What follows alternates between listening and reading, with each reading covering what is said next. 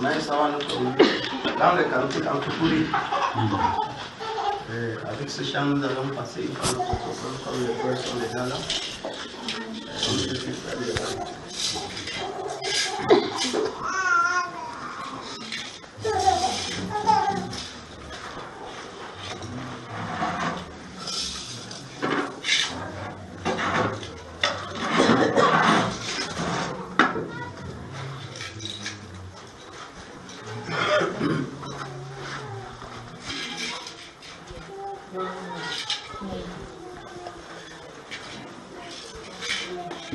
Sucede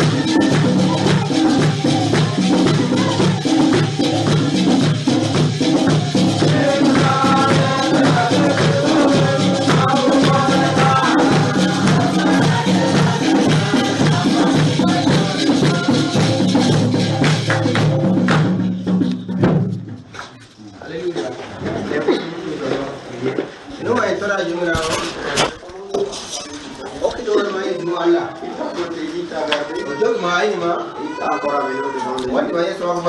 Pour que tu reçoives quelque chose de ta part. Oui, le Seigneur qui te parle. Il connaît tes problèmes. Tes problèmes. Et recommande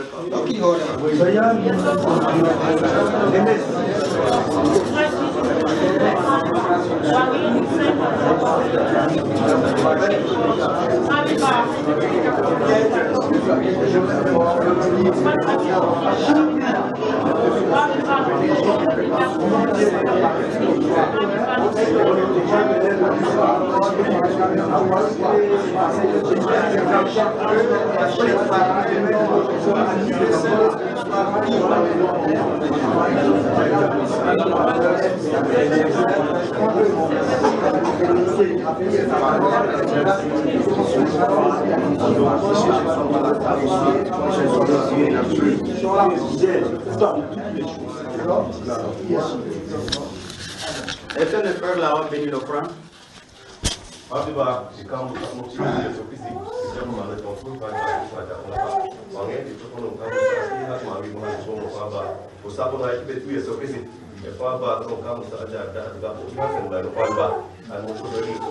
Amen.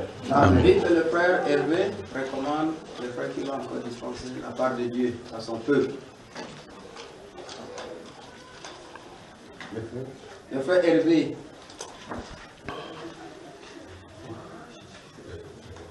Tendre Père Céleste, nous te sommes infiniment reconnaissants, nous te rendons grâce, Père, pour tes merveilles. Nous te rendons grâce, Seigneur Jésus-Christ, pour ta miséricorde, Dieu tout tendre Père, sur chacun d'entre nous. Dieu Tout-Puissant, c'est toi qui nous as réunis à cette assemblée solennelle. Père, nous ne savons pas ce qu'il convient de faire, mais toi tu sais tout. C'est toi qui sondes nos cœurs et tu sondes nos reins, Père éternel. Nous te prions, Père, que tu mettes au-devant de nous, Seigneur Jésus-Christ, ce qui est encore caché au profondeur de notre cœur. Par l'évangile qui va nous être prêché maintenant. Mais nous prions, Seigneur, que tu amènes toute pensée rebelle à l'obéissance de ta parole. Nous sommes des enfants à tes pieds. Nous sommes des enfants devant de toi. Donne à chacun de nous, Seigneur, de prendre conscience que nous ne sommes que des petits enfants. Et en tant que tels, nous devons, Seigneur, rester au devant de toi comme des enfants qui veulent apprendre. Merci, Père. Que l'honneur et la gloire te reviennent. Au nom de Jésus-Christ. Amen. Amen.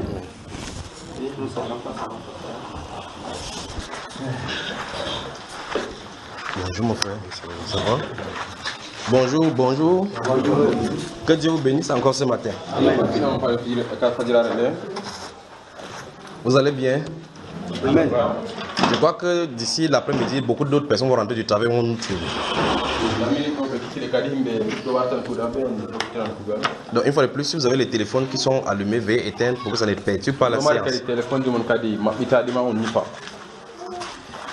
Si par exemple vous êtes en train d'attendre l'appel de quelqu'un et que c'est pour la réunion, pour lui indiquer, il faut mettre sur vibreur. Parce que lorsque les gens sont focalisés sur la parole et que quelque chose les déconcentre, vous êtes coupable devant Dieu d'avoir causé cela. Le Seigneur Jésus-Christ a dit qu'on ne doit pas scandaliser un petit qui croit. On ne doit pas être un obstacle pour l'avancement. J'espère que vous avez bien dormi. Et on a été tous bénis hier, n'est-ce pas? Donc si vous voulez enregistrer, donc vous apportez votre téléphone, vous mettez ici. Et souvenez-vous, comme vous enregistrez ma voix, c'est comme ça qu'on nous enregistre aussi en haut. Donc Dieu enregistre tout ce que j'ai dit. Et ce que vous pensez. Donc toutes leurs pensées, ce qui passe dans le cœur. Même quand après je rentre à la maison, c'est que vous discutez entre vous. Dieu connaît cela. Si vous m'insultez par Dieu, Dieu connaît. Si vous dites que non, il est trop cru, Dieu connaît. Si vous dites que non, mais c'est seulement son histoire du baptême là, Dieu connaît. Dieu connaît. Mais pour le baptême, vous allez monter, descendre pour avancer avec le Saint-Esprit. C'est le passage obligatoire. Ça, c'est ainsi dit le Seigneur. On ne peut pas changer cela. C'est le début là. Voilà. Donc bonjour, s'il y a des Je crois qu'on va progresser de cette façon. Si le frère Hervé va vous donner un message de la part du Seigneur. Et quand à l'issue de cela, on va prendre une pause. Et puis après je vais vous prendre jusqu'à ce que le Saint-Esprit arrête. Vous êtes d'accord, n'est-ce pas? Et à la fin, on va voir s'il y a des gens pour qui on va prier. S'il faut de la prière, on va prier. Donc après que le frère Hervé ait parlé, on va prendre une légère pause. Comme vous n'êtes pas dans le jour, vous pouvez prendre des rafraîchissements pour prendre un peu de force. Après, on va revenir. Et on va prendre maintenant plus fort. Parce qu'il faut qu'on travaille au maximum aujourd'hui. Puisque nous serons demain, nous allons rentrer de votre vie. Et j'aurai terminé ce que nous avons à faire ici. Le reste des troubles, c'est que les autres pasteurs vont dire de vous. Les autres chrétiens vont dire de vous. Si on vous insulte, c'est votre problème. Moi, on m'a déjà insulté, fatigué. Mais ça ne change rien sur moi. L'important pour moi, c'est de faire ce que Dieu dit que je fasse. Si les hommes à ceux qui n'acceptent pas, je m'arrange à faire seulement ce qu'il dit.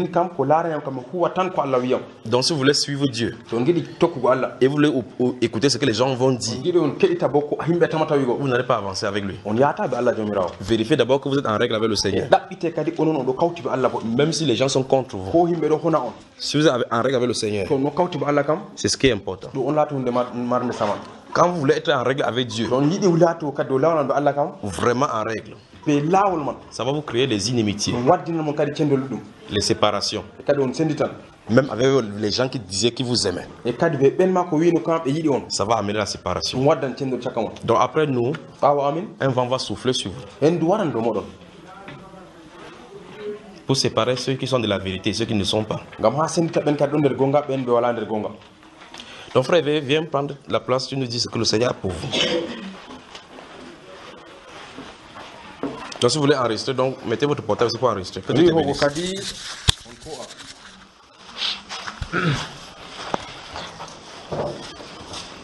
Bonjour frère. C'est un grand privilège pour moi de me tenir au-devant de vous pour parler ce que le Seigneur a mis dans mon cœur. Pourquoi j'appelle ça un grand privilège? Parce que nous avons commencé cette réunion ensemble. Je me souviens le premier jour, lorsque nous sommes entrés ici, le premier matin où on a commencé la réunion, on était tous en train de suivre l'enseignement de notre frère. Moi, j'étais positionné quelque part là-bas. Et j'étais encore en train d'observer la salle, de me familiariser avec les visages de chacun. Il y a quelque chose, un sentiment qui est monté dans mon cœur. Je me suis attaché subitement à quelques-uns d'entre vous. Comme si nous étions familiers dans la chair. Comme si on se connaissait avant. Pourtant, c'est la première fois. Et je ne connaissais pas encore le nom de la majorité d'entre vous. Mais cette première fois-là, moi, j'ai été surpris de ce que le Seigneur attache mon cœur à certains d'entre vous. Aujourd'hui, je veux dire c'est à tout le monde. Parce qu'en fait, hier quand nous sommes sortis ici, environ 18h30 passé, je me suis rendu encore compte que tout le monde encore, mon cœur allait vers eux d'une autre façon. Je me suis dit, mais est-ce que c'est le sentiment que je ressens pour mes frères qui sont à Bafoussam, à Yaoundé ou à Douala? Ce n'était pas le même sentiment. Je me pose toujours la question et le Seigneur seul a la réponse. Pourquoi ces gens de Pitois, ils sont dans mon cœur d'une façon particulière? Hier encore avant de nous coucher, il y a un frère parmi nous, un jeune frère, qui a donné son témoignage. Je vais laisser les détails du témoignage, mais je vais aller dans ce qui est essentiel pour vous transmettre. Il a raconté comment il a fait pour rencontrer le Seigneur. Comment le Seigneur a disposé les éléments, les événements afin qu'il puisse le rencontrer. C'est un très jeune frère. Mais ce qu'il a dit de sa bouche, frère, ça m'a mis les larmes encore sur le cœur et dans les yeux. Au milieu de vous, frère, j'ai le désir de couler les larmes. C'est la première fois. Je vous dis au nom de Jésus, le frère Junior qui est au milieu de nous, que vous accueillez par la grâce du Seigneur. J'ai eu à marcher avec lui dans certains lieux où le Seigneur a permis que nous puissions aller. J'écoute ses enseignements, les conférences qu'il fait dans le monde entier, les réunions qu'il tient dans le monde entier. Mais avec les frères qui sont là, avec qui j'ai communion des fois, je ne ressens pas le même sentiment que je ressens pour vous. J'ai prié cette nuit que Seigneur, je t'en prie, je vais me tenir devant ton peuple. Tu leur as accordé un immense privilège pour les frères de Pitois. Je ne voudrais pas ce matin me tenir au devant d'eux pour leur dire quelque chose qui vient de mes pensées. Mais si tu permets, je voudrais les parler avec mon cœur. Tout ce que j'ai ressenti pour eux durant la période de temps que nous avons passé, si tu permets, je voudrais les exprimer par mes faibles mots. Mais je prie que ce soit toi qui prennent ces paroles pour les leur transmettre. Parce que si c'est toi qui les leur transmets, ils comprendront ce que moi je ressens. Amen. Saluons-nous d'abord les uns les autres. Saluons-nous les uns les autres. Que Dieu vous bénisse. Que Dieu vous bénisse, frère.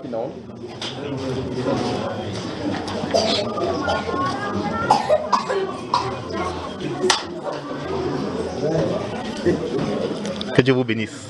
Ancien. Amen.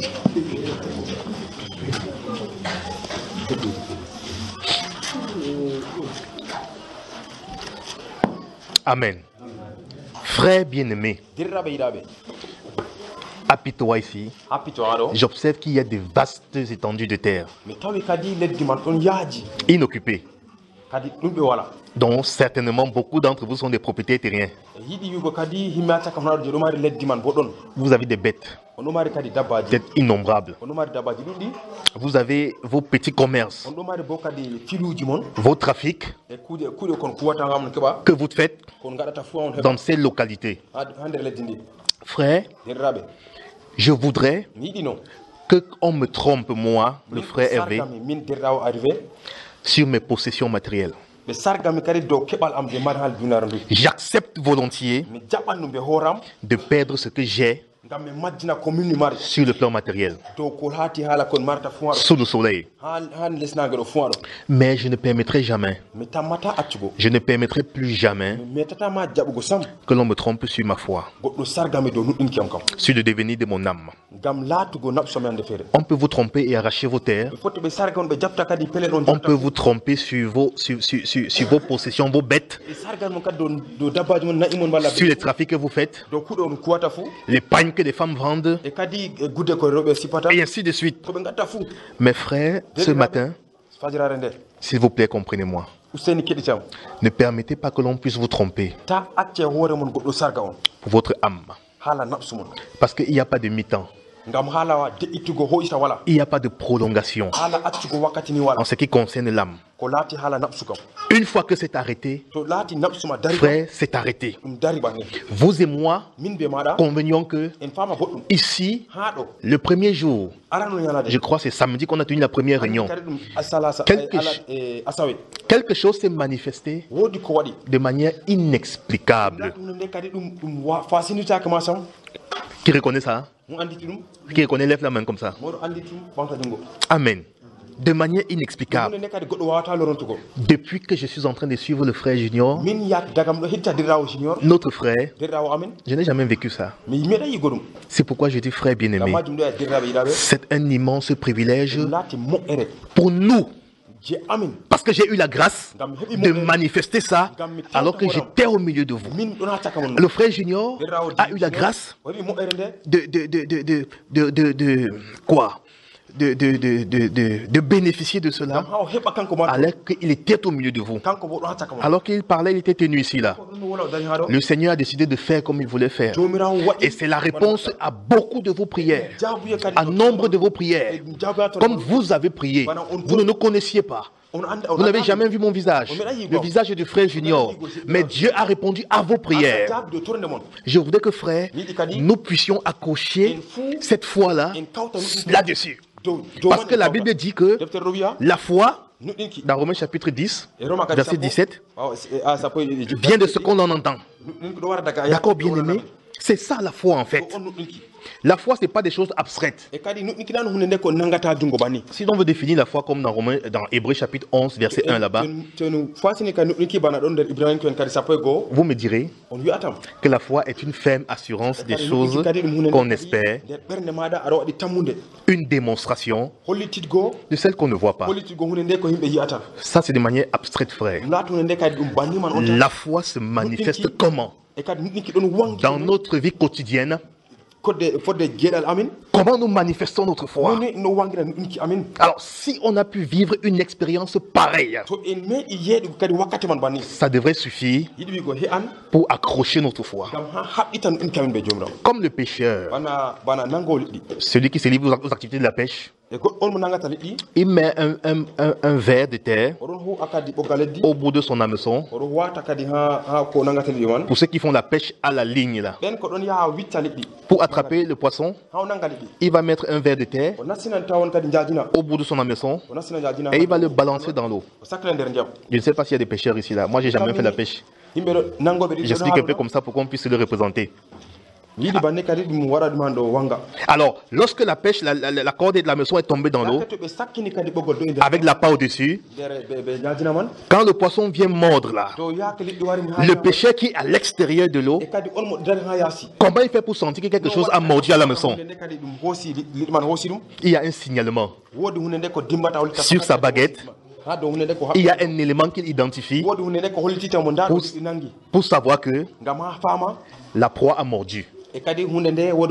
Alors il peut faire le reste, ramener la proie vers lui, soit en utilisant une poulie pour faire sortir maintenant le poisson de l'eau afin de le saisir pour le mettre dans son panier. Là, il a gagné un poisson. Frère, sur quoi est-ce que nous accrochons notre foi? Qu'avons-nous entendu ici depuis presque 4 jours? Qu'avons-nous compris ici que le Seigneur enseigne depuis 4 jours? N'est-ce pas suffisant? Assez suffisant? Ou bien, je veux dire seulement, l'événement du premier jour, à peine 30 minutes de prédication, qui a suffi pour que nous puissions accrocher notre foi dessus? Frère, depuis 4 jours, notre frère à nous ne cesse de nous enseigner, de nous exhorter, pour nous demander de faire attention. La Bible déclare que les jours sont mauvais. Nous devons faire attention à ce que nous écoutons. Parce que ce que nous écoutons produit quelque chose en nous. Les paroles que nous entendons produisent en nous la foi.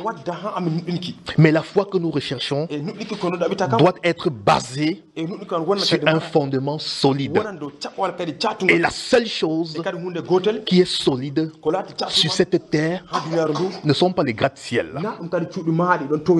La seule chose qui est stable au-dessous du soleil ne sont pas les maisons faites en tuiles,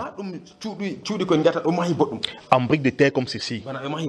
Qu'ils aient reçu n'importe quelle quantité de dose ou de ciment, avec le temps, elle finit par s'écrouler. La seule chose qui est solide, c'est la parole du Seigneur. Parce qu'elle demeure éternellement. C'est lui qui a la vie éternelle. Et il nous communique la vie éternelle.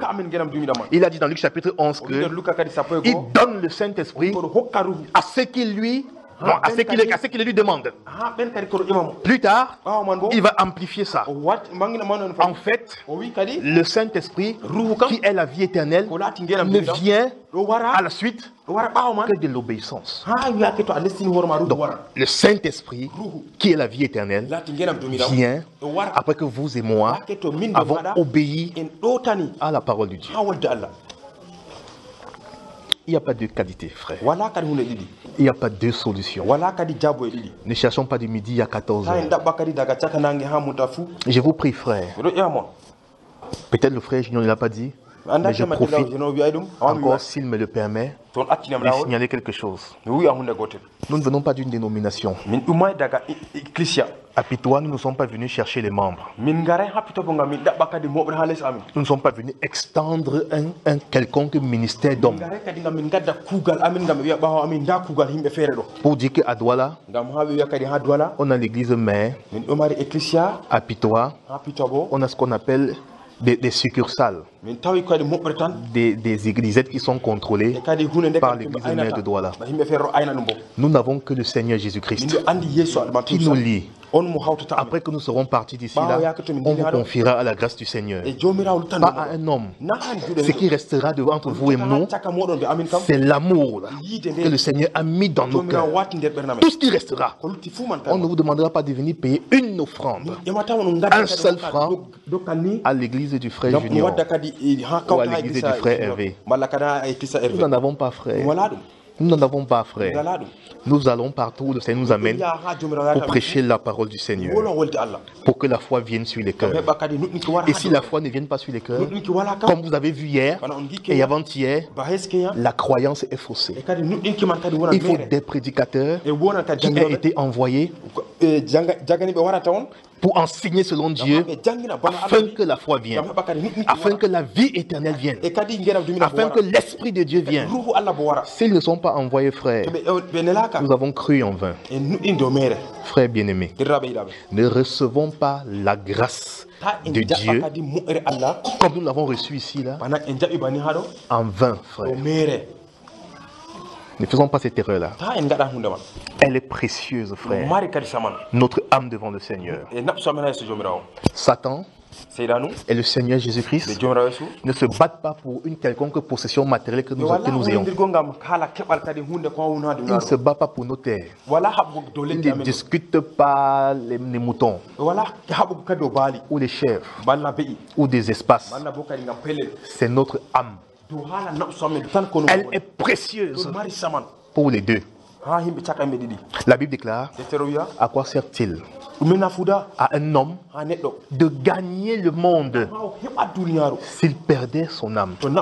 Ce que je veux dire, frère, nous devons faire attention à ce qui nourrit donc l'âme. Ce qui nourrit l'âme, c'est la parole du Seigneur. Si elle est diluée, elle reçoit du poison. Si elle n'est pas enseignée dans son entièreté, vous êtes en insuffisance alimentaire. Vous ne pouvez pas croître comme le Seigneur veut. Pour arriver à la maturité, il est question d'âme, frère bien-aimé dans le Seigneur. Moi, je peux mourir pour vous, frère, parce que c'est votre âme. Le Seigneur Jésus-Christ veut prendre votre âme. Satan discute votre âme. À qui vous allez laisser emporter la bataille? Frère, aucun homme n'est mort pour moi. Je ne laisserai pas un homme me dire ce que je dois faire. Ce qui concerne la parole de Dieu. Il peut me conseiller sur n'importe quoi, mais quand c'est la parole de Dieu, je ne laisse pas un homme me conseiller. Puisque la parole de Dieu a déjà réglé tout ce qui est sur la terre, pour n'importe quel problème de ma vie, je me confie à la parole du Seigneur. Seule la parole. Quelqu'un dit seulement la parole. Seulement la parole. Amen. Avant d'entendre les Écritures, je voudrais souligner ceci. Frère, lorsque nous disons que nous avons cru au Seigneur Jésus-Christ, il y a des œuvres qui doivent suivre de manière conséquente. La Bible nous dit que celui qui n'aime pas le Seigneur, qu'il soit maudit, qu'il soit anathème. C'est écrit dans 1 Corinthiens chapitre 16, le verset 22. Celui qui n'aime pas le Seigneur. Y a-t-il des gens ici qui n'aiment pas le Seigneur? Non. Moi j'aime le Seigneur. Vous aimez le Seigneur. Les jeunes gens aiment le Seigneur. Les mamans aiment le Seigneur. Nos papas aiment le Seigneur. Nous aimons tous le Seigneur. Mais il ne faut pas simplement dire j'aime le Seigneur. Il y a une marche conséquente. Il y a une conduite conséquente pour ceux qui aiment le Seigneur. Amen. Dans Jean chapitre 15 là-bas, le verset 7, il a dit que si vous demeurez dans ma parole, Jésus-Christ nous invite à demeurer dans sa parole, à demeurer, à demeurer, à demeurer, et que ces paroles demeurent en nous. Il dit demandez ce que vous voulez et cela vous sera accordé. Nous aimons prendre la seconde condition quand la première n'est pas encore acceptée. On n'a pas encore obéi à la première, c'est-à-dire demeurer dans la parole, afin de demander par la suite. Nous voulons demander afin que lui il accorde, mais il veut que premièrement nous puissions d'abord demeurer. C'est ça le problème de l'humanité. Et il ne faut pas que ce soit notre problème avec nos frères. Non, frère. Il a dit demander. Demandez jusqu'au Saint-Esprit, frère. Il a dit demander. Il a dit, dans Luc chapitre 11 là, que vous les hommes, méchants comme vous êtes, vous savez donner de bonnes choses à vos enfants. Quel est le parent ou la maman à qui l'enfant demande un poisson à qui donnera un serpent? Quel est le parent à qui l'enfant demande un œuf, il donnera un scorpion? Est-ce que c'est possible, frère? Mais il dit que nous, en tant que parents, avec notre cœur méchant, parce que c'est lui qui dit que le cœur de l'homme est méchant. Pas vrai? Qui peut le connaître? Mais il dit avec ce cœur méchant, nous savons faire du bien à nos enfants. À combien? Plus forte raison, notre Père Céleste donnera le Saint-Esprit à qui le lui demande. Moi j'ai fait de ça ma demande. Vous aussi, frère? Vous aussi, frère? Mais il dit, pour qu'il puisse donner, il faut lui obéir. Obéir. Obéir. Frère, je veux rappeler quelque chose encore. Nous sommes tous des enfants de Dieu. Nous sommes tous des enfants de Dieu. Quel que soit ton nombre d'années passé dans la foi, l'enfant qui a 15 ans et qui a fait alliance avec le Seigneur Jésus-Christ n'est pas différent du papa qui a 70 ans et qui a fait la même alliance avec le Seigneur Jésus-Christ. Tous deux, l'un de 15 ans, l'autre de 70 ans, qui ont fait alliance avec Dieu, sont tous des enfants de Dieu. Il n'y a pas un parent de Dieu que je suis plus grand que toi dans la foi, je suis plus proche de Dieu que toi. Il n'y a pas ces choses dans les Écritures. La Bible dit il y a un seul Dieu, Père de tous. D'accord? Dans ce 1 Corinthiens chapitre 8 là, que bien que sous la terre il existe plusieurs dieux avec petit d là-bas, pour nous, nous savons qu'il y a un seul Dieu, le Père, de qui viennent toutes choses. Nous sommes tous donc des enfants de Dieu. En tant que tel frère, nous devons nous comporter comme des enfants.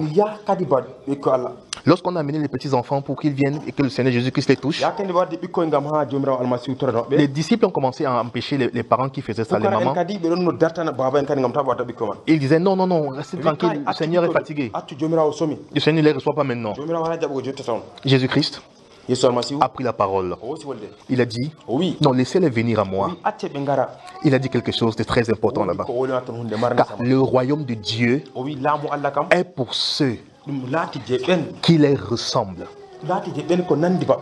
Frère, il ne s'agit pas de la ressemblance physique. C'est-à-dire, moi Hervé, et ce petit enfant-ci là, il ne voulait pas dire que je dois ressembler à ce petit enfant sur le plan physique. Vous avez vu ma grosse tête là, non? Est-ce qu'elle peut être comme pour le petit enfant-ci là? C'est pas de la ressemblance qui parlait. Vous avez vu ma main? Il n'a pas la même couleur que pour cet enfant.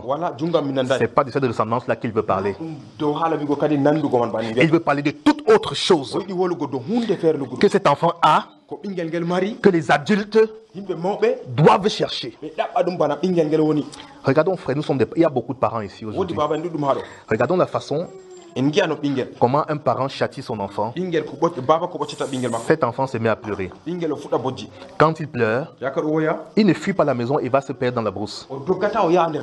Il va sentir la douleur. Il va fuir le parent qui est sous le coup de la colère. Mais quelques temps après, il revient entre les bras de son père. Naturellement, le père ressent de la compassion pour l'enfant à cause du geste qu'il a fait. L'enfant n'est pas allé pleurer chez le voisin. Il n'est pas allé pleurer ailleurs. Il n'est pas allé s'égarer. Mais il est revenu entre les bras du père, qui le serre à son tour et qui le calme. Qui sait comment le calmer cette fois-ci. Qui lui parle. Qui sait comment l'embrasser. Pour lui dire mon fils, ça va. Le père en ce moment ressent encore mal. Beaucoup plus mal encore. Des coups qu'il a infligés à cet enfant. L'enfant a cette nature propre. Il sait revenir vers son père. Même quand son père l'a châtié. Il a cette nature propre. Quel que soit ce qu'il fait, il associe son père. Papa, je veux de bonbons. Papa, donne-moi de cahier. Mon bic est fini. Je veux la sucette. Ma chaussure est trouée. Toutes ces demandes, il les adresse à son père. Parce qu'il sait, intérieurement, on ne lui a pas prêché que son père détient la solution à son problème. Alors le Seigneur Jésus-Christ dit, le royaume de Dieu est pour ceux qui les ressemblent. Donc il a pris les petits enfants pour enseigner quelque chose de très important aux adultes. Alors aujourd'hui, en Christ, il n'y a pas grand. Il n'y a pas petit. À l'âge majeur, comme je vois les jeunes gens là, qui ont accepté Christ, qui ont fait alliance avec Christ, ne sont pas différents des grands qui sont là. Tous sont enfants de Dieu. On doit revenir à Dieu de la même façon, dans l'humilité et avec obéissance. Amen. Nous appelons Abraham le père de la foi. Nous disons de lui que c'est le père de la foi. Nous voulons copier l'exemple sur Abraham. Dans le livre des Hébreux, au chapitre 11 là-bas, à partir du verset 8, on nous fait le récit de beaucoup de héros de la foi. En commençant par Abraham, ensuite Sarah. On nous dit que, regardez, imitez la foi de Abraham. C'est par la foi que Abraham est allé offrir son fils Isaac en sacrifice. Abraham était avancé en âge. Il avait un seul fils, Isaac, que Dieu lui avait donné, et Dieu lui réclamait en retour ce fils. Abraham n'a pas fait d'histoire. Il n'a pas rechigné. Il ne s'est pas défendu. Il n'a pas dit que non, ça c'est mon seul fils. Oui, c'est le seul fils. Mais qui lui avait accordé ce seul fils? C'était Dieu. Dieu lui a redemandé ce seul fils. Il n'a pas fait obstacle, objection pour donner ce que Dieu lui a donné. Si la foi vient de ce que l'on entend, Dieu a donné plusieurs paroles de foi ici là. Quelle est la réponse à la parole qu'il t'a donnée? Comment est-ce que nous répondons à l'appel du Seigneur? Mais si je demande ici qui a la foi, tout le monde va lever le doigt pour dire qu'il a la foi. En fait, la foi, frère, c'est dans le cœur. Le christianisme a toujours été une affaire de cœur à cœur. De cœur à cœur. Le cœur de l'homme engagé avec le cœur de Dieu. Comme dans le mariage, le cœur de l'époux engagé avec le cœur de l'épouse. Voilà en quoi consiste le christianisme. Dans le livre de 2 Chroniques chapitre 16, le verset 29, la Bible déclare que l'Éternel parcourt les regards sur toute la terre pour chercher un homme, peut-être des hommes. Donc, le cœur est tout entier à lui.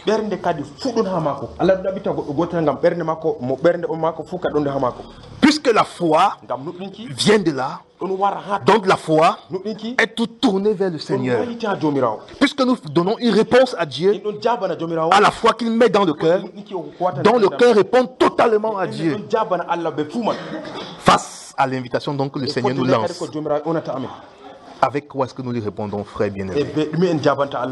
Est-ce avec l'intelligence, frère? La foi que tu as ne vient pas de l'intellect, de l'intelligence. Elle vient du cœur. Face à l'appel que Dieu te lance, on doit répondre avec le cœur. La Bible déclare que le cœur de l'homme est tortueux et il est rebelle par-dessus tout. Qui peut le connaître? Même ton propre cœur, frère. Jésus-Christ se demande de ne pas faire confiance à ton propre cœur. C'est vrai? C'est vrai, frère? Ça dit ton propre cœur. Voici le frère Paul. Jésus-Christ me demande de ne pas faire confiance à mon propre cœur. À combien plus forte raison le cœur du frère Paul. Si donc je suis un enfant du Seigneur, les enfants de Dieu, et que je dois faire confiance à quelqu'un, il me dit dans le livre de Proverbes chapitre 3, confie-toi en l'Éternel de tout ton cœur. Ne t'appuie pas sur ton intelligence. Je ne peux pas me confier en mon cœur, ni le cœur du frère Paul, ni le cœur de personne d'autre, mais uniquement en Jésus-Christ, et de m'appuyer sur lui. Frère bien-aimé, c'est grave. Ne recevons pas la grâce de Dieu en vain. Non. Ne faisons pas ça. Ne faisons pas ça, frère. Ne faisons pas ces choses. Elle est manifestée. Nous l'avons, on l'a vécu. Vous l'avez vécu. On a répondu par des témoignages pour glorifier Dieu. Il ne faut pas que ce soit vain. Si je ne peux pas faire confiance en mon cœur, au cœur du frère Paul, au cœur de personne d'entre nous, et que je dois seulement faire confiance à Dieu, il est important que de la même manière, je me tourne vers le Seigneur pour n'importe quel problème que je rencontre sur mon chemin. Frère, la Bible est complète et elle est parfaite. Aucun homme ne peut venir ajouter quelque chose ni retrancher quelque chose. L'apôtre Paul pouvait dire dans le livre des Corinthiens que lui et Apollos, ils ont fait de ces choses-là, ils ont appliqué ces choses en leur propre personne. C'est-à-dire quoi? Ils ont dit que non. Apollos, Paul et Apollos, il ne faut pas qu'on aille au-delà de ce qui est écrit. D'accord, frère? Ils ont appris ces choses-là. Apprenez ça en nous. Regardez l'image, copiez ça en nous. Nous avons appris à ne pas aller au-delà de ce qui est écrit. Si nous sortons des Écritures, nous tombons dans le terrain de Satan. Si nous traversons les bornes de l'Écriture, nous tombons dans le terrain de Satan. Et dans son terrain là, il y a les raisonnements. Qui raisonne que lui? Il y a les suggestions. La Bible dit qu'il est menteur et le père du mensonge. Jean chapitre 10 dit que c'est lui le voleur. Il ne vient pas pour faire des cadeaux. Il vient pour voler, dérober, détruire, égorger notre foi. C'est lui le voleur, frère. Nous devons faire attention. Nous devons faire attention. Frère, le Seigneur a dit à Josué, au chapitre 1 là-bas, que le livre de la loi est dans tes mains. Le verset 8. Que Applique-toi à méditer le livre de la loi. Josué 1, verset 8. Il dit que ce livre de la loi ne s'éloigne point de ta bouche. Médite-le jour et nuit. Jour et nuit. Dans le but afin d'agir fidèlement. Si tu as médité le livre, il te demande d'agir fidèlement selon ce que tu as médité dans le livre. Si tu as médité le livre, il te demande d'agir fidèlement selon ce que le pasteur a dit, selon ce que le frère Junior a dit, selon ce que le frère Hervé a dit. Oui, dans quel cas? C'est ce que le frère Junior, ce que le frère Hervé, le pasteur Untel a dit, cadre avec les Écritures. Dans ce cas, fais aussi comme ça. La responsabilité pour nous, c'est d'amener toutes choses à la lumière de la parole de Dieu. Ton frère n'est pas mort pour toi. Ta mère n'est pas morte pour toi. Ton père n'est pas mort pour toi. Ton voisin assis ici là n'est pas mort pour toi. Jésus-Christ seul est mort pour toi. À lui seul, nous rendrons compte. Frères, faisons attention. L'évangile ne vient pas pour donner de cadeaux. Dans le livre de Actes chapitre 2, le verset 40 là-bas,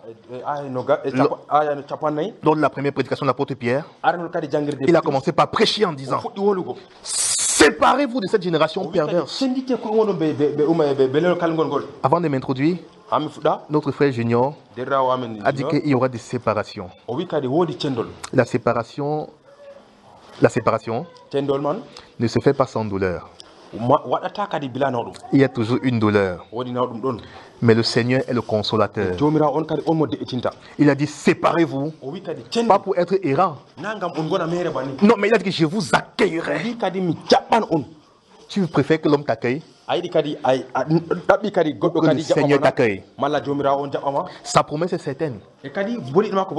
Il vous accueille. Il a promis, il a prouvé, frère, parmi nous ici là, qu'il vous accueille, frère. Faisons attention. Ne rentrons pas dans la religion. Notre cœur doit être engagé avec Dieu. Engagé avec Dieu. Engagé avec Dieu. Engagé avec Dieu. C'est mon cœur. Pas le cœur de Paul. On peut être deux comme ça là, même très près, mais mon cœur seul, engagé avec Dieu. Son cœur seul, engagé avec Dieu. Pas une troisième personne. Pas mon père. Pas ma mère. L'évangile vient séparer ces choses-là. Il a dit l'homme et la femme seront séparés. La fille et la belle-mère seront séparées. Le beau-fils et le beau-père seront séparés. Frère, il n'y a pas de parti chrétien. Il n'y a pas d'association chrétienne. Que non, tu penses comme moi. Associons-nous. Défendons cette idée-là. C'est pas possible, frère. Seul prenez la décision de vous séparer. Il veut vous accueillir. C'est à toi de faire le premier pas. C'est à toi de faire le premier pas.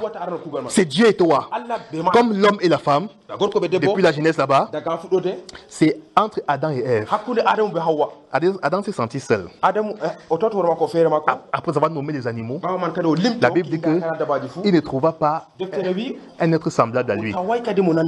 Alors, c'est suite à son besoin, le besoin du cœur d'Adam, que Dieu a donné la femme. Frère, je pose la question. Quel est le besoin de ton cœur ce matin? Quel est le besoin de nos cœurs ce matin?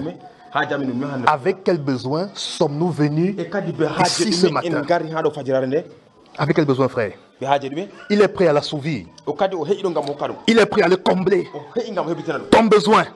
Pourvu que tu lui fasses savoir ton besoin. Pourvu que tu connectes ton cœur à son cœur. Il te donnera ce que ton cœur désire. Quel est ton besoin, frère? Ton besoin n'est pas besoin de ton frère. Fut-il pasteur comme toi, ami, camarade de classe, ancien d'église. Non, mon besoin n'est pas ton besoin. C'est pas sûr. La Bible me dit que mon cœur moi-même me trompe. Et ton cœur a combien de fois? C'est sûr que tu as des besoins derrière. Tu ne me fais pas savoir. On connaît tous nos besoins. Pourquoi ça? Mon besoin est unique. C'est à Dieu seul que je le fais savoir. C'est à Dieu seul que je le fais savoir. C'est lui qui comble mon besoin, qui remplit mon besoin et qui me donne la vie éternelle. Que Dieu vous bénisse.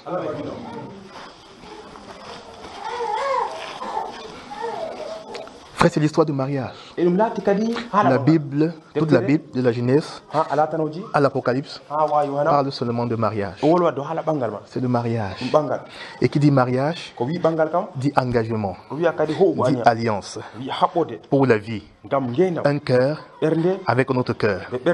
Un homme qui vient faire la cour à une femme, lui fait part de ses sentiments, qu'il veut la prendre pour femme, et une femme qui consent à aller avec cet homme-là et qui sont liés par l'alliance du mariage.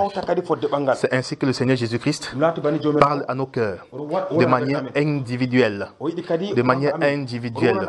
Il parle à nos cœurs de manière individuelle. Nous l'acceptons parce que notre cœur aime sa loi. Parce que notre cœur aime ses commandements.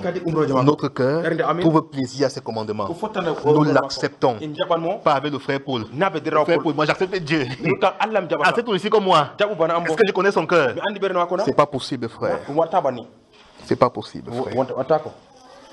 Sortons de ces systèmes. Sortons de ces systèmes, frère. Séparons-nous pour obéir à Dieu. Séparons-nous pour obéir à Dieu. La Bible dit que la désobéissance est aussi coupable que la divination et la rébellion comme l'idolâtrie. Ne soyons pas rebelles à Dieu, frère. Si Dieu, dans les témoignages qu'on a suivis ici, là, nous a fait sortir des systèmes humains programmés par les hommes dans lesquels nous reconnaissons d'une manière ou d'une autre que nous étions emprisonnés pour que vous puissiez l'adorer en esprit et en vérité.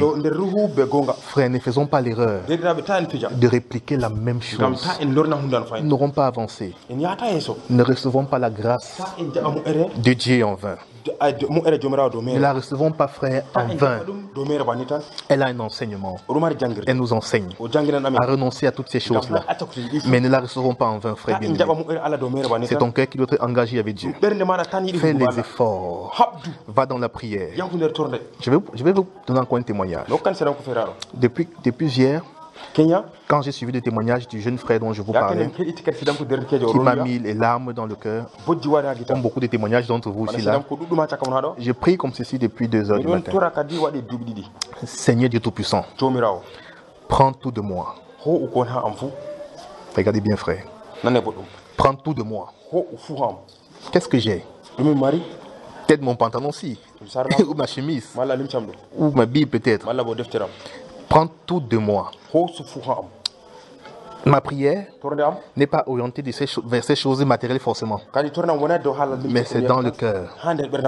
Parce qu'il a dit, jeune homme, donne-moi ton cœur, parce que de lui viennent les sources de la vie. C'est le cœur que Dieu veut. Il s'en fiche de tes relations. Il s'en fiche de ton éducation, ton niveau scolaire ou quoi que ce soit autre. Il t'interpelle à lui donner ton cœur afin que lui seul puisse être souverain sur ce cœur. Alors je disais que moi je priais depuis cette nuit. Je disais, Seigneur, prends tout de moi. Prends tout de moi. Tout. La Bible dit dans Matthieu chapitre 15 que c'est que ce qui entre dans la bouche n'est pas ce qui souille l'homme. Parce que les pharisiens étaient venus accuser Jésus-Christ, accuser les disciples devant le Seigneur Jésus. Car voilà, tes disciples mangent sans se laver les mains. Il leur a dit non. Je suis désolé, ce n'est pas ce qui entre là qui souille le corps. Parce que ce qui entre là va dans le ventre, puis va dans les lieux secrets. Les scientifiques expliquent ça par la digestion, qui se passe à plusieurs niveaux. Mécanique, dans la bouche, avec les dents. Elle emploie des dents. Chimique, lorsque ça arrive dans le ventre, ça traverse divers niveaux de son ventre, qui engage dans les substances chimiques pour continuer à suivre la digestion. Ensuite, le produit de tout ça là est éliminé dans les déchets par le sel. Il a dit que ce n'est pas ce qui entre là qui souille en fait, mais c'est ce qui sort de la bouche qui souille l'homme. Parce que ce qui sort vient du cœur. Et c'est dans l'intérieur du cœur. Comprenons pourquoi le Seigneur nous demande de nous lui donner notre cœur, de lui céder notre cœur, lui laisser la souveraineté, le privilège, la première place de régner sur notre cœur. Alors je priais, Seigneur, prends tout de moi. Il y a ici là des mauvaises pensées. Matthieu 15 nous dit que c'est de l'intérieur du cœur que sont les mauvaises pensées. Il y a ici là des jalousies. Il est dit là-bas que c'est du cœur que sortent les jalousies. Il y a les murmures, les calomnies et les meurtres. Tout cela vient du cœur. Il y a la désobéissance qui vient de mon cœur. Alors je disais, Seigneur, toutes ces choses-là sont dans mon cœur. Prends tout ça. Prends tout. Prends tout. Donne-moi tout. Ce qui vient de toi. Prends tout ce qui vient de moi. Donne-moi tout ce qui vient de toi. Frère, le Seigneur a pourvu pour nous. Il a pourvu pour nous. Quand on lit la Bible et qu'on se représente le peuple d'Israël, qu'il a délivré de l'Égypte de manière puissante. Nous ne sommes plus en guerre. Nous ne sommes plus en esclavage. Si oui, une autre forme d'esclavage, l'esclavage du péché, dont nous devons être libérés. Et c'est toujours pas le Saint-Esprit. C'est lui qui nous délivre du péché. D'accord, frère bien-aimé? Alors, ayant su l'histoire des peuples d'Égypte, des peuples d'Israël en Égypte, on a vu comment il a déployé une grande puissance, une grande force, une autorité pour libérer ses enfants de là, pour qu'ils aillent adorer dans le désert. Dans le désert, il avait pour but principal de faire sortir de leur cœur les murmures, les mauvais désirs, les mauvaises motivations, afin qu'ils puissent lui être agréables. Il a fait toutes ces choses-là. Après ces choses-là, il les a livrés à des victoires. Il a mené le peuple à des batailles. Ils ont remporté des victoires. Ils ont glorifié Dieu. Ça n'a pas empêché, frère, qu'ils murmurent et qu'ils maudissent ce Dieu-là. Plus tard, un Dieu qui les avait rachetés, qui les avait sauvés. Ils avaient reçu la grâce de sortir de l'Égypte. Mais quelle a été leur marche à la suite dans le désert? Sur le nombre qui est sorti d'Égypte, combien sont entrés à Canaan? Où était passé le reste? N'étaient-ils pas sortis de l'Égypte? N'avaient-ils pas été sauvés de l'Égypte?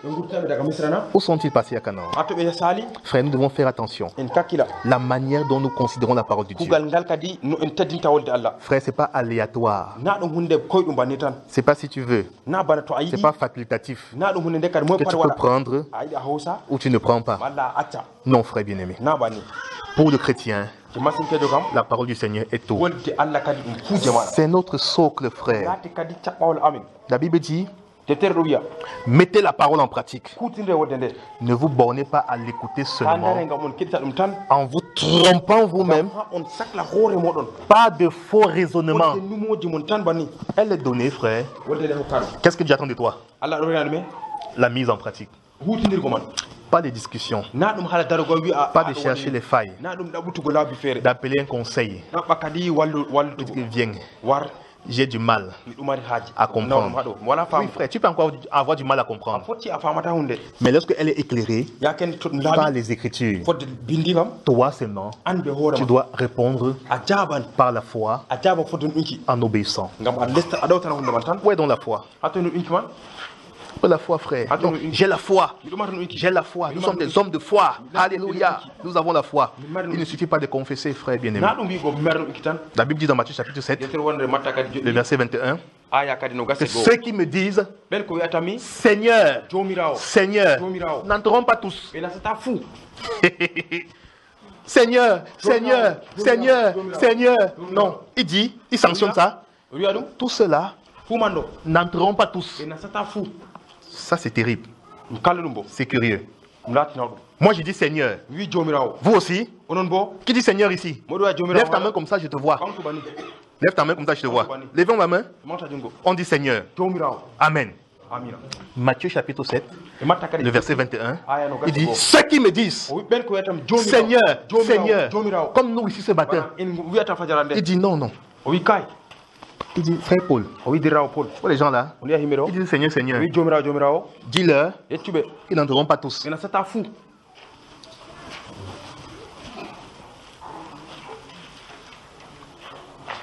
Ils n'entreront pas tous. Mais je suis là pour entrer. Moi, je ne viens pas accompagner le frère Paul.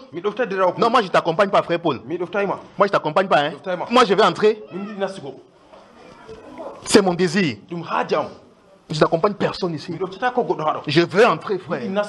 Il dit, ceux qui disent Seigneur, Seigneur, n'entreront pas tous. Qui est celui qui est qualifié pour entrer? Celui seul.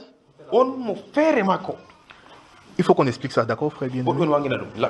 Puisqu'il a dit que ceux qui disent Seigneur et qui se trouvent visiblement que nous tous ici on dit Seigneur, Seigneur. Mais il a dit là-bas qu'ils n'entreront pas tous. Question. Qui donc doit entrer? Qui doit entrer? Le frère a répondu, prenant dans la Bible, que c'est celui-là qui fait la volonté de mon Père, de Dieu. Je me pose la question. Suis-je en ce moment-ci là, où je suis en train de parler, en train de faire la volonté de Dieu? Naturellement. Il a sanctionné ceux qui disent Seigneur, Seigneur là. Non, ils n'entreront pas parce que beaucoup disent Seigneur, Seigneur là. Ce sont des farceurs. Ce sont des farces qu'ils font. Il faut que je vérifie celui qui fait ma volonté. Dieu cherche celui qui fait la volonté. Question. Là où je suis assis, suis-je en train de faire la volonté de Dieu? Sommes-nous en train de faire la volonté de Dieu? Ou bien, c'est quoi la volonté de Dieu?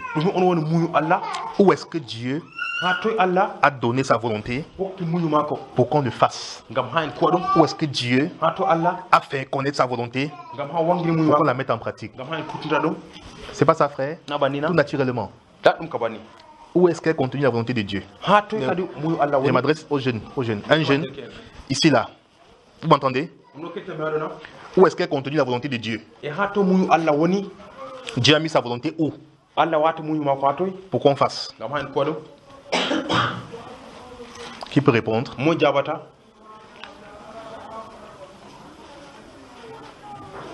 Quel est jeune ici? Où est-ce que Dieu a consigné sa volonté pour qu'on mette en pratique? Ah, là vous voyez que quand si on tarde à répondre, à lever le doigt comme ça veut donc dire qu'il y a un problème, n'est-ce pas? C'est-à-dire que les jeunes doivent être enseignés. Où est-ce que Dieu a mis sa volonté? Oui, le frère a levé le doigt. Dans le cœur de l'homme. Dans le cœur de l'homme, amen. Oui, dans le cœur de l'homme, c'est bien. Qui d'autre? Oui, frère. Dans ton cœur, oui, la même chose qu'il a dit. Qui d'autre? Bon,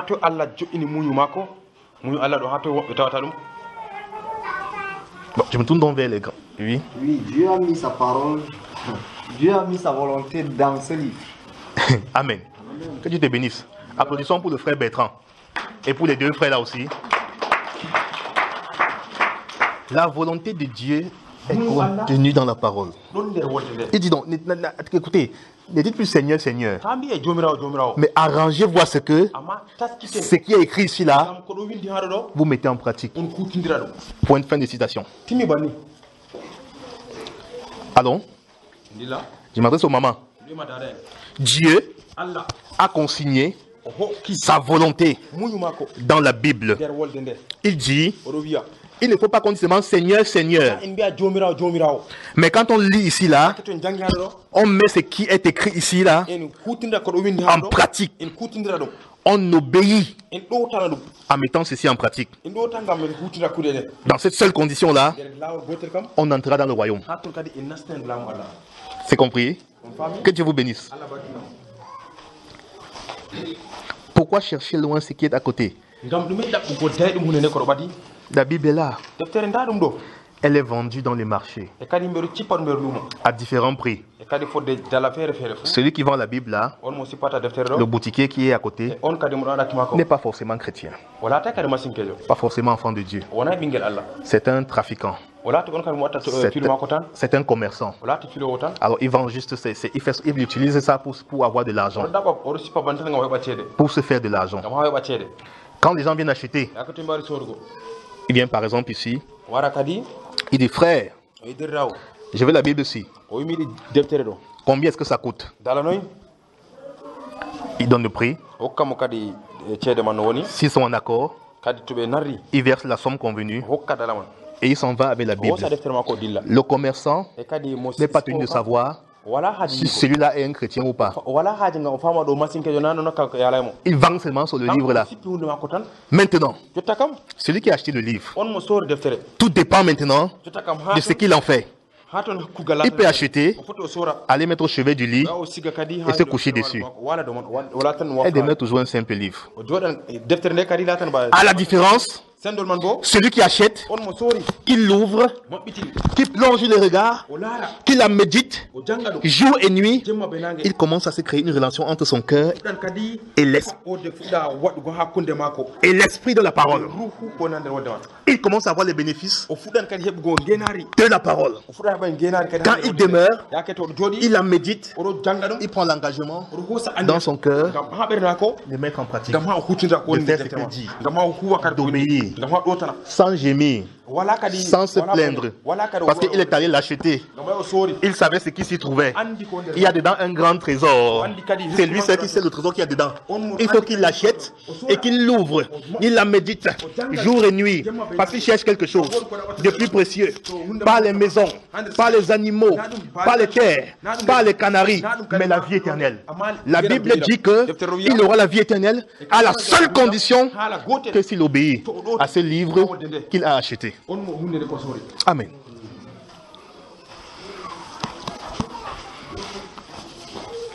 Il doit obéir au livre. Tout ce qui est écrit. Tout ce qui est écrit. Parce qu'en fait, c'est le bénéfice pour lui. Il peut l'avoir eu à 1000 francs ou à 500. Ça dépend. Mais à partir de là, il peut avoir ce qui est impérissable, la vie éternelle. Pendant que les hommes vont acheter des villas, des voitures, des gratte-ciel, des avions, celui-là a choisi de s'offrir une Bible. Mets ta Bible dans l'air comme ça. Montre-moi ta Bible. Le livre. Amen. Si tu l'as acheté, c'était dans quel but? Ne réponds pas, je vais t'aider. Dans le but de lire, pas vrai? Tout le monde. Si nous l'avons acheté, dans le but de lire, pas vrai? Même le parent qui achète le Nouveau Testament qu'on a là, le petit Nouveau Testament bleu, quand il l'achète et qu'il le remet à son enfant, c'est parce qu'il sait que là-dedans, il y a quelque chose de précieux. Il ne donne pas à l'enfant, que l'enfant joue ça, se sert de ça pour jouer au ballon, ou bien faire autre chose. Non. Oui, les plus petits enfants comme les bébés là, il peut attraper ça, déchirer, manger même, parce que pour lui c'est un jouet. Mais quand il donne à un enfant, comme celui-ci là, parce qu'il sait qu'il peut lire et comprendre ce que Dieu dit, il a le souci que cet enfant l'ouvre et le lise et soit transformé. Et les grands alors, quand nous allons acheter cette Bible-ci là, comme on a levé là, c'est dans le souci de l'ouvrir, de lire frère. Nous disons non. Pourquoi donc lire si on ne peut pas obéir? Pourquoi lire frère? Pourquoi l'avoir acheté? Pourquoi avoir déboursé son argent si tu n'es pas engagé à obéir? Tout ce que tu as fait, c'est vain. Pourtant c'est si proche de toi. C'est les mêmes paroles que nous avons partout. La seule différence, frère, la croissance spirituelle vient à partir du moment où tu décides de l'obéir. Obéis simplement. Dans Psaume chapitre 1, à partir du verset 1, il a dit là-bas, je ne suis pas trop rapide, non? Je suis trop rapide. Ok, c'est bon le rythme comme ça là. Psaume chapitre 1 à partir du verset 1. Il dit heureux l'homme qui ne marche pas selon le conseil des méchants. Hein frère? Selon le conseil de qui? Le méchant c'est qui? On peut définir le méchant aujourd'hui comme qui? Celui qui ne veut pas du bien, n'est-ce pas? Il ne me veut pas du bien. Peut-être il va arracher ma Bible, ou bien il veut me dépouiller. C'est un méchant. Il ne veut pas notre épanouissement sur le plan physique. La Bible dit que heureux l'homme là qui ne marche pas dans le conseil des méchants. Le conseil des gens qui ne veulent pas son bien. La Bible est donnée pour nous faire du bien. Dans Deutéronome, chapitre 28, le verset 1, la Bible déclare que si tu obéis à tout ce que l'Éternel ton Dieu te dit, voici ce qui t'arrivera dans le pays où tu habiteras. D'accord? Dans toutes ces citations là-bas, il dit il va te faire du bien dans le pays où tu demeureras, tu auras mangé, tu te seras engraissé. Garde-toi, Dieu dit que c'est ta force qui a procuré ça là, et de t'écarter de Dieu. Garde-toi, il t'aura fait du bien. Alors, heureux l'homme qui ne marche pas selon le conseil des méchants. Si la Bible est donnée pour me faire du bien, ceux qui sont près de moi et qui veulent que je me détourne de la Bible me veulent du bien. La Bible appelle quoi? Les méchants. Il a dit heureux l'homme qui ne marche pas en leur compagnie. Tous ceux qui veulent me détourner de la lecture de la Bible, plus encore, de l'obéissance, de la mise en pratique, Dieu me demande de m'écarter d'eux. Vous voyez que là encore, il faut une séparation. Ça c'est l'Ancien Testament où on disait déjà ces choses-là. Heureux celui qui ne marche pas selon le conseil des méchants, qui ne s'arrête pas sur la voie des pécheurs et qui ne reste pas en compagnie des moqueurs. Non. Voilà. D'accord, frère bien-aimé. Mais qui trouve son plaisir. Oui, encore le plaisir, non, frère bien-aimé. Le bonheur, le plaisir. Regardez bien. Regardez. Le bonheur, le plaisir, la vie éternelle. C'est ici dedans. Mais qui trouve son plaisir dans la lecture. Il la médite jour et nuit. Cet homme-là est comme un arbre planté près d'un courant d'eau. Regardez ici dehors chez vous là, il y a beaucoup. C'est le coin du Cameroun où il y a beaucoup de sécheresse.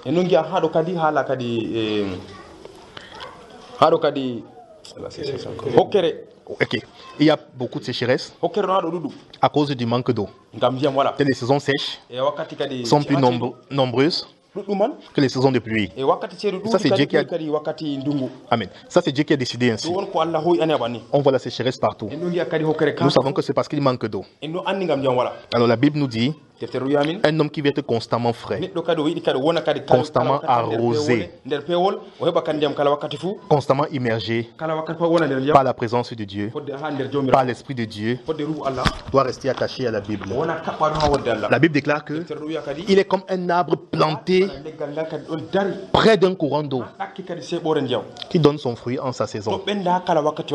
Les œuvres qui émanent de l'obéissance de ceci le suivent simplement. La Bible dit que cet homme-là est heureux. Il est heureux. Bien-aimé, la responsabilité de ton âme est entre tes mains. Entre tes mains. Que faisons-nous avec la parole du Seigneur? Que fais-tu avec la parole du Seigneur? Lorsque tu l'entends, comment la considères-tu? Les principes fondamentaux de la parole de Dieu que nous devons mettre en pratique tout simplement, tout naturellement, si on commence par s'achoper là-dessus. Comment va-t-on faire lorsqu'on enseignera des choses plus dures? Le béaba. À la maternelle, il est prévu pour les petits-enfants qu'on leur enseigne à former un rond, à mettre l'accueil à gauche, l'accueil à droite, à former des tirets. On les initie ici, là, dans cet apprentissage, à commencer à écrire des mots, plus tard des phrases, pour former des phrases cohérentes, pour qu'ils puissent grandir, qu'ils puissent écrire. Ça, c'est plus tard. Mais il y a l'alphabet qu'on leur apprend. A, B, C, D. L'enfant doit comprendre d'abord ces choses-là. Comprendre l'alphabet, lire, écrire, pour pouvoir plus tard former un mot, former une phrase. C'est pareil qu'avec la Bible. Il y a des principes élémentaires, tout simples, que Dieu a placés là-bas. Et il nous demande, pour obéir à ça, c'est simple. Deviens simplement comme un petit enfant. La caractéristique première et même l'ultime d'un petit enfant, lui, il obéit seulement. D'accord, frère bien-aimé? Il obéit seulement. Il obéit seulement.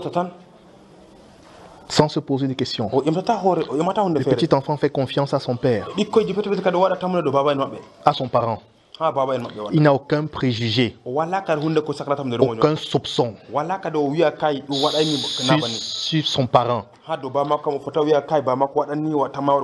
Il ne dit pas, non, mon père, s'il peut être un mauvais père, ma mère, si c'est une mauvaise mère. Il ne connaît pas ces choses-là. Si la mère fait n'importe quoi, elle lui donne même du poison, l'enfant va prendre.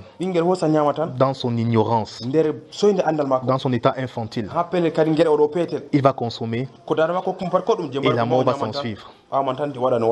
Jésus-Christ veut que ce matin, nous pensons à cela. Comment réagissent les petits-enfants au conseil de leur père, aux instructions de leur mère? Comment est-ce qu'ils réagissent? Bien-aimés, faisons attention. Il ne s'agit pas de ton argent, de tes biens, de quoi que ce soit. Il s'agit de la vie éternelle. On doit s'efforcer pour y entrer. Pendant que Jésus passait là-bas, quelque part, la Bible dit qu'il traversait les villages et les villes. Un jeune homme a couru. Seigneur, y a-t-il que peu de gens qui soient sauvés?